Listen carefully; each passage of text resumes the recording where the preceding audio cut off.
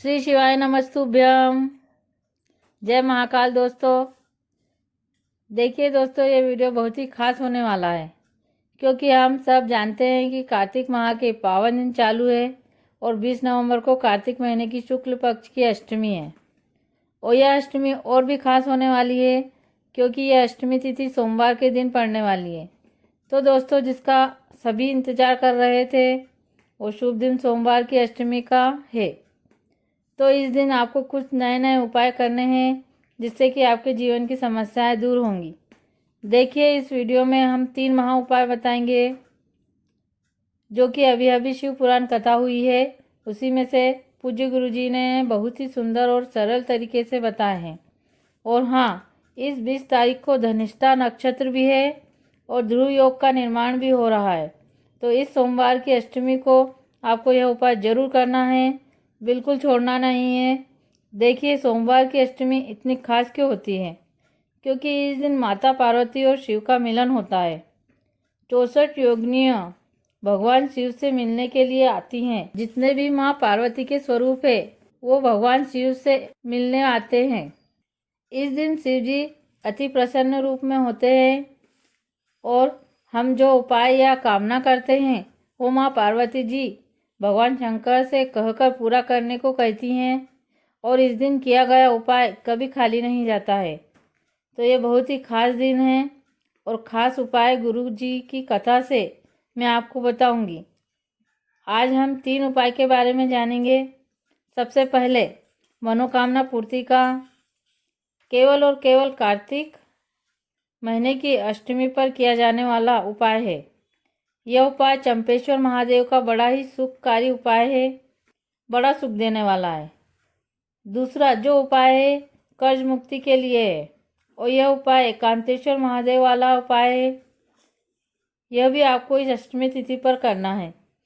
साथ ही तीसरा जो उपाय है, अगर जीवन में कष्ट संकट है या प्रॉपर्टी से संबंधित दिक्कत है या कर्ज से जुड़ा हो या फिर कोई आपके पैसे नहीं दे रहा हो या आपको जीवन में सफलता नहीं मिल रही हो, तो यह उपाय रंगेश्वर महादेव, कुंदकेश्वर महादेव और चंपेश्वर महादेव वाला विशेष उपाय आपको करना है। तो आइए पूज्य गुरु जी की कथा से सुनकर समझकर ये उपाय मैं आपको समझाने की कोशिश करूंगी। लेकिन अगर चैनल पर पहली बार आए हो तो सब्सक्राइब करके और महादेव के सच्चे भक्त हो तो कमेंट में श्री शिवाय नमस्तुभ्यम जरूर लिखना। देखिए, अब सबसे पहला उपाय जो चंपेश्वर महादेव का है, विशेष मनोकामना पूर्ति का है।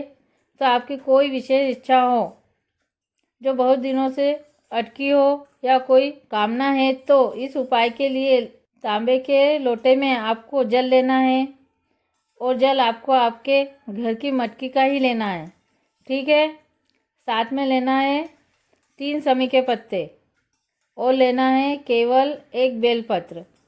बेलपत्र का जो चिकना वाला भाग है उसके ऊपर 3 समी के पत्ते रख लेना है। अब लेकर जाना है शिव मंदिर में।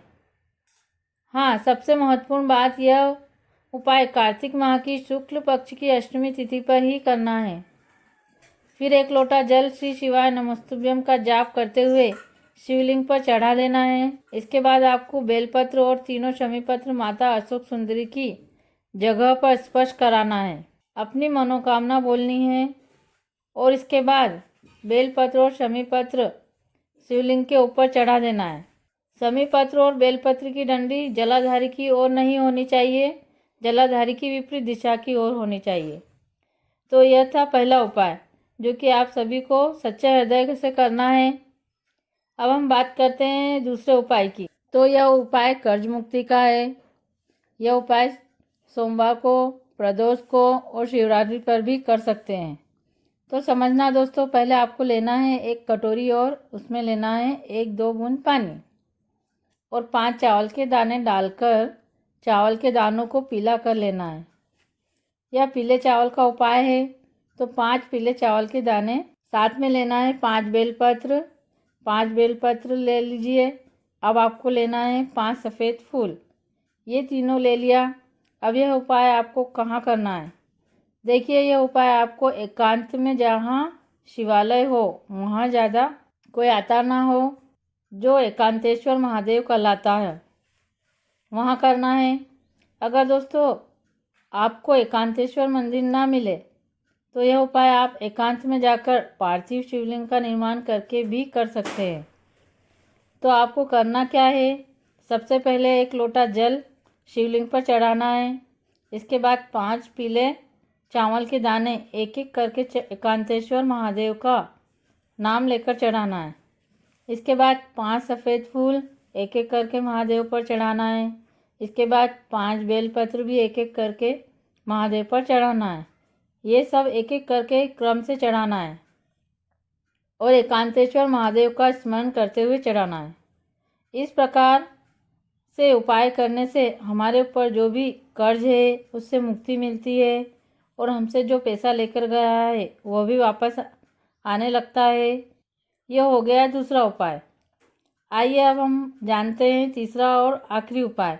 ये उपाय है किसी भी समस्या में आप उलझे हो या कोई विपदा आ गई हो या फिर कोई केस चल रहा हो, यह हर परेशानियों के लिए कर सकते हैं। तो आपको लेना है एक बेलपत्र, एक दुर्वा लेना है, एक शमी का पत्ता लेना है, एक पीला कनेर का फूल लेना है और साथ ही एक चावल का दाना लेना है। ये सभी चीज़ें एक एक लेना है और लेना है एक लोटा जल।